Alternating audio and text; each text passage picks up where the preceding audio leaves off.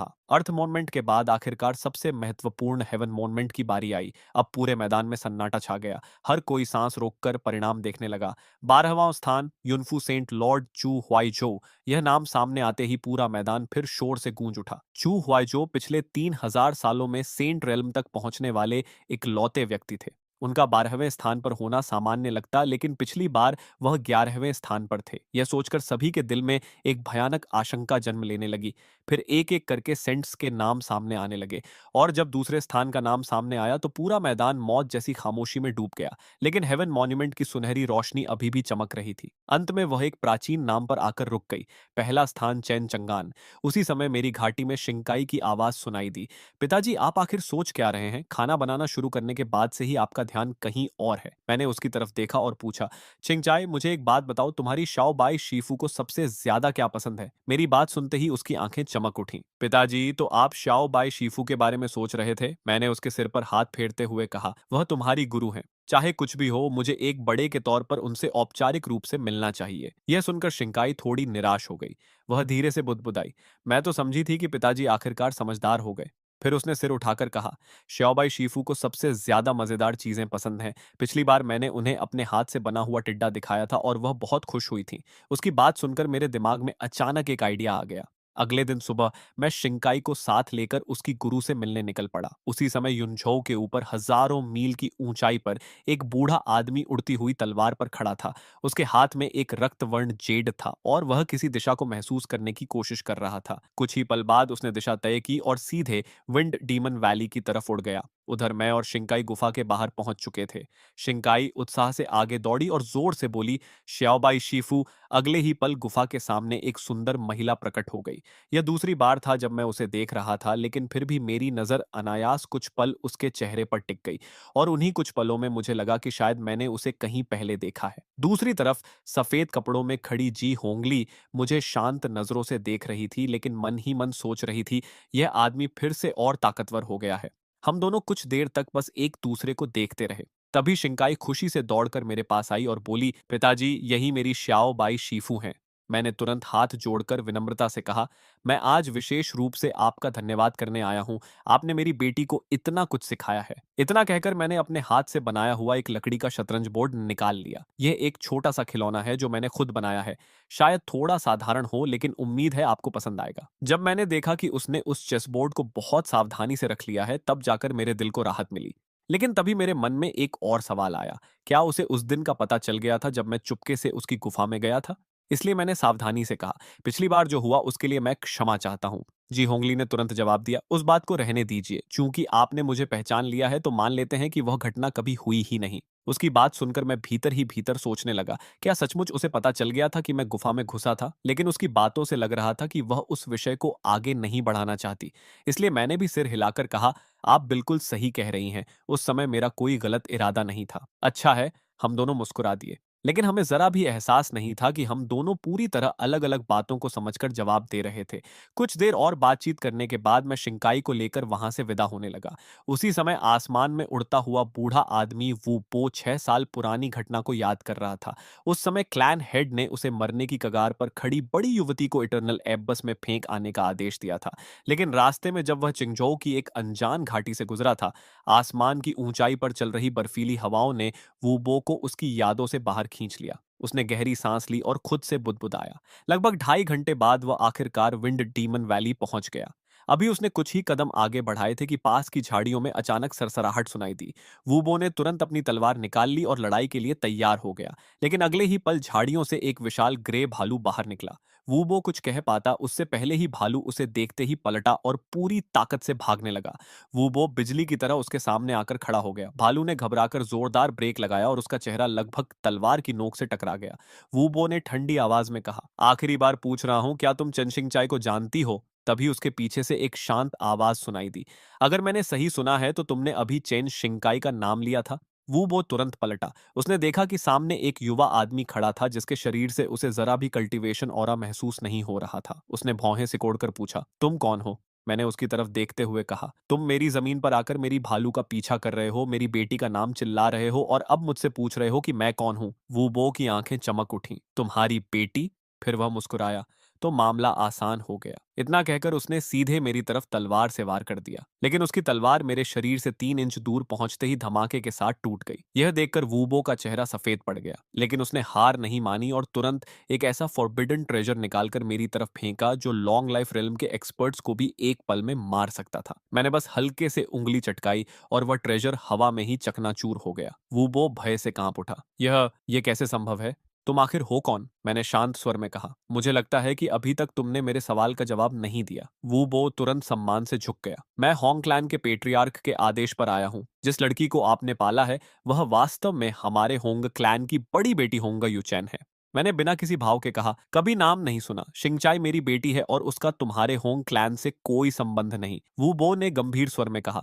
आपको एक बार फिर सोच लेना चाहिए। इतना कहकर उसने एक लाल रंग का आदेश पत्र निकाला।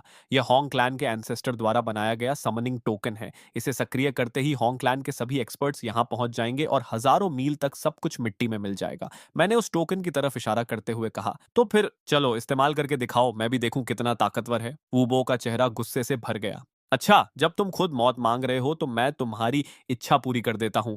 उसने पूरी ताकत से ट्रू की चलाई और टोकन को आसमान की तरफ उछाल दिया। टोकन लाल रोशनी में बदलकर ऊपर उड़ गया, लेकिन तभी न जाने कहां से एक विशाल काला हाथ आसमान में प्रकट हुआ। अगले ही पल वह हाथ बंद हुआ और टोकन को ऐसे कुचल दिया जैसे कोई चींटी मसल दी गई हो। वूबो का मुंह खुला का खुला रह गया। उसका जबड़ा लगभग जमीन पर गिरने वाला था। उसी पल उसे समझ आ गया कि उसके सामने खड़ा यह युवा आदमी वास्तव में सेंट रियलम का एक्सपर्ट है। मैं उसे खत्म करने ही वाला था कि पीछे से शिंकाई की खुश आवाज सुनाई दी। पिताजी, मैंने बहुत सारे मशरूम इकट्ठा किए हैं, आज रात हम मशरूम सूप बनाएंगे ना? मैंने पीछे मुड़कर देखा। शिंकाई टोकरी में मशरूम भरकर खुशी खुशी उछलती हुई आ रही थी। दूसरी तरफ वूबो ने जैसे ही उसे देखा उसकी आंखें भर आईं।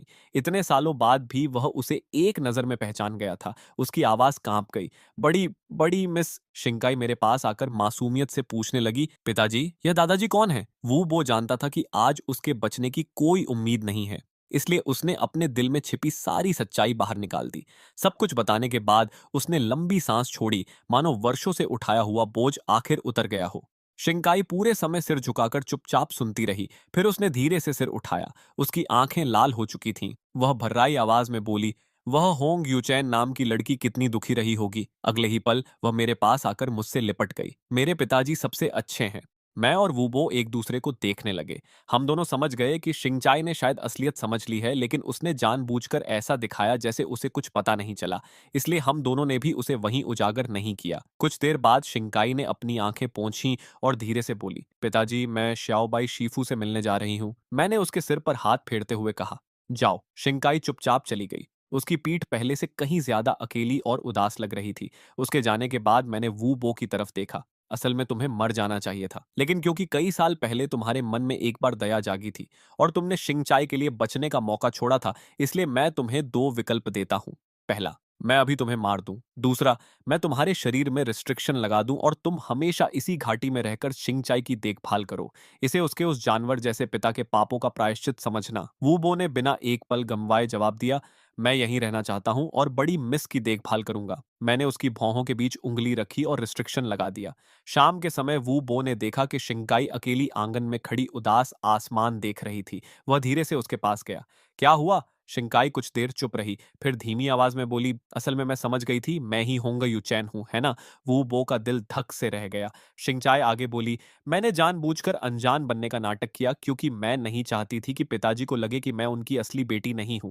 वूबो तुरंत बोला, बड़ी मिस, ऐसा मत सोचिए। मैं साफ देख सकता हूं कि आपके पिताजी आपको कितना प्यार करते हैं। आप किसी की भी बेटी हों, उनके दिल में आप हमेशा उनकी बेटी ही रहेंगी। यह सुनते ही शिंगचाई के चेहरे पर फिर से मुस्कान लौट आई। वूबो ने राहत की सांस ली और जल्दी से विषय बदल दिया। वैसे बड़ी मिस, मुझे अभी तक मालिक का पूरा नाम नहीं पता। शिंगचाई तुरंत गर्व से सीना फुलाकर बोली, मेरे पिताजी का नाम चेन चंगान है।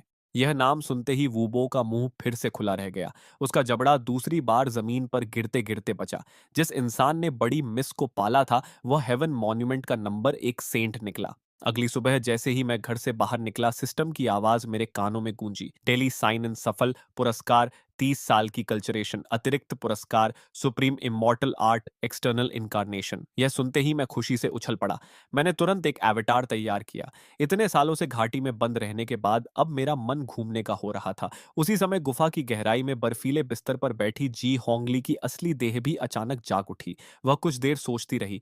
10,000 साल हो गए, मैंने दुनिया को ठीक से देखा ही नहीं। यह सोचकर उसने हवा में हाथ घुमाया और उसका एक क्लोन धीरे धीरे प्रकट हो गया। चलो बाहर घूम कर आते हैं। 2.5 दिन बाद मेरा एवटार लगभग हजारों मील का सफर तय करके एक छोटे से शहर की सराय में पहुंचा। खाना खाने के बाद जब मैंने बिल चुकाने के लिए कमर की तरफ हाथ बढ़ाया तो अचानक जम गया। इतने सालों तक पहाड़ में रहने के कारण मैं पूरी तरह भूल चुका था कि इस दुनिया में चीजें खरीदने के लिए पैसे भी चाहिए होते हैं। उधर बिल लेने खड़ा वेटर मुझे अजीब नजरों से देखने लगा। तभी पास से एक ठंडी लेकिन साफ आवाज आई, इनका पैसा मैं दे देता हूँ। मैंने तुरंत कृतज्ञता से उस युवक की तरफ देखा, लेकिन तभी दूसरी तरफ से व्यंग्य भरी आवाज गूंजी, श्याओ यू, तुम खुद श्याओ फैमिली में मुश्किल से जी रहे हो और यहाँ दूसरों के सामने अमीर बनने का नाटक कर रहे हो। पास खड़ा एक नौकर घबराकर बोला, यंग मास्टर जांग, मिस लिंगर वाली बात खुलकर मत कहिए। लेकिन जांग यंग मास्टर हंस पड़ा। डर किस बात का, वह लड़की 2 साल पहले ही जा चुकी है। अब पूरे शहर को पता है कि श्याओ यू एक चलता फिरता मजाक है। 5 साल पहले वह जेड मार्शल रियलम का जीनियस था, लेकिन पिछले साल सिटी लॉर्ड की दावत में वह सबसे बुनियादी जेड आर्ट्स तक इस्तेमाल नहीं कर पाया। उनकी बातें सुनकर मेरे मन में तुरंत पुरानी कहानियों की याद आ गई। अरे वाह, जीनियस यंग मास्टर का फैमिली ट्रैश बन जाना, ये प्लॉट तो मैं बहुत अच्छी तरह जानता हूँ। हालांकि मेरे अवतार की ताकत अब केवल टोंगक्सुआन रियलम के मध्य स्तर तक सीमित थी, फिर भी वह इन जेड मार्शल रियलम के लोगों से कहीं ज्यादा शक्तिशाली था।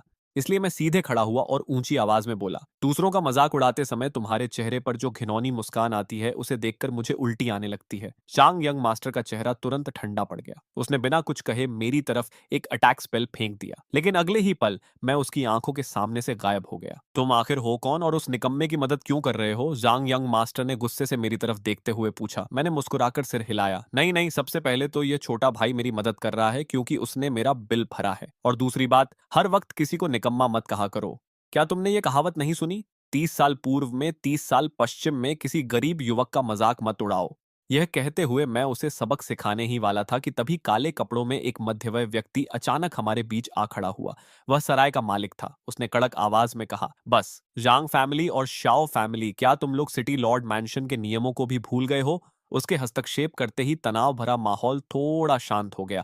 जांग यंग मास्टर ने जाते जाते शाओ यू की तरफ घूर कर कहा, सुना है तुम्हारी मंगेतर रास्ते में है और तुम्हारे साथ रिश्ता तोड़ने वाली है। देखते हैं तब तक तुम कितने दिन मुस्कुरा पाते हो। इतना कहकर वह अपने लोगों को लेकर चला गया। उसके जाने के बाद मैं और श्याओ यू सराय से बाहर निकल आए। जाने से पहले श्याओ यू ने मेरी तरफ गहरा झुककर सम्मान से प्रणाम किया। गरीब युवक का मजाक मत उड़ाओ, मैं आपकी यह बात कभी नहीं भूलूंगा। इतना कहकर वह अकेला चला गया। मैं उसकी पीठ को देखता रहा। तभी मेरी नजर उसकी उंगली में पहनी एक साधारण सी कान से अंगूठी पर पड़ी। उसी पल मेरे मन में एक शानदार आइडिया आया।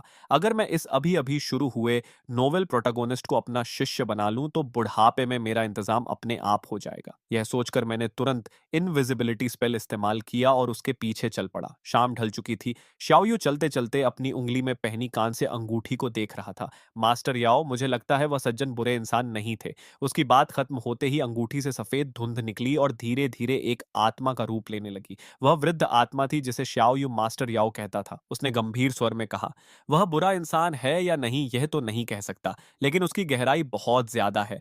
खासकर जब वह जा रहा था उसकी नजर बार बार इस अंगूठी पर पड़ रही थी। मुझे शक है कि उसने मेरी मौजूदगी का पता लगा लिया है। श्याओ यू चौंक गया, लेकिन आपने तो कहा था कि लॉन्गेविटी रियलम से नीचे कोई भी आपकी मौजूदगी नहीं पहचान सकता। मास्टर याओ ने धीमे स्वर में कहा, इसीलिए तो कह रहा हूं, यह आदमी बहुत रहस्यमय है। मैं उसकी असली कल्टीवेशन तक नहीं देख पाया। शाओ यू चुप हो गया। तभी मास्टर याओ अचानक चेतावनी भरे स्वर में बोला, कोई आ रहा है। इतना कहकर वह दोबारा धुंध में बदल गया और अंगूठी में समा गया। कुछ ही क्षण बाद एक बूढ़ा नौकर वहां पहुंचा। यंग मास्टर, फैमिली हेड ने आपको तुरंत काउंसिल हॉल में बुलाया है। श्याओ फैमिली के काउंसिल हॉल में प्रवेश करते ही श्याओ यू ने एक तिरस्कार भरी आवाज सुनी, तो यही है मेरा तथाकथित मंगेतर? पूरे हॉल में सन्नाटा छा गया। श्याओ यू ने विनम्रता से झुककर कहा, मिस लिन, बहुत समय बाद मुलाकात हुई। तभी लिन चिंग्युए के पास खड़ा सफेद वस्त्रधारी युवक आगे बढ़ा। मेरा नाम बाई मुफेंग है। मैं तियान्युन सेक्ट का कोर डिसाइपल हूं और ह्यूमन रैंकिंग में 87वें स्थान पर हूं। जूनियर सिस्टर चिंग्युए तियान्युन सेक्ट की इनर सेक्ट परीक्षा पास कर चुकी हैं। हम आज यहाँ तुम दोनों की सगाई खत्म करने आए हैं। उसकी बात खत्म होते ही श्याओ यू के दादा आगे बढ़े। ओरिजिन रियलम पीक की उनकी प्रेशर से पूरा हॉल कांप उठा। यंग मास्टर बाय, ये विवाह समझौता लिन फैमिली हेड ने स्वयं तय किया था। अगर इसे खत्म करना है तो कम से कम लिन फैमिली हेड को खुद आना चाहिए। बाय मुफिंग हल्का सा मुस्कुराया। मैं टियान्युन सेक्ट मास्टर का डायरेक्ट डिसाइपल हूँ। मेरे पीछे चिंगजो का सबसे शक्तिशाली सेक्ट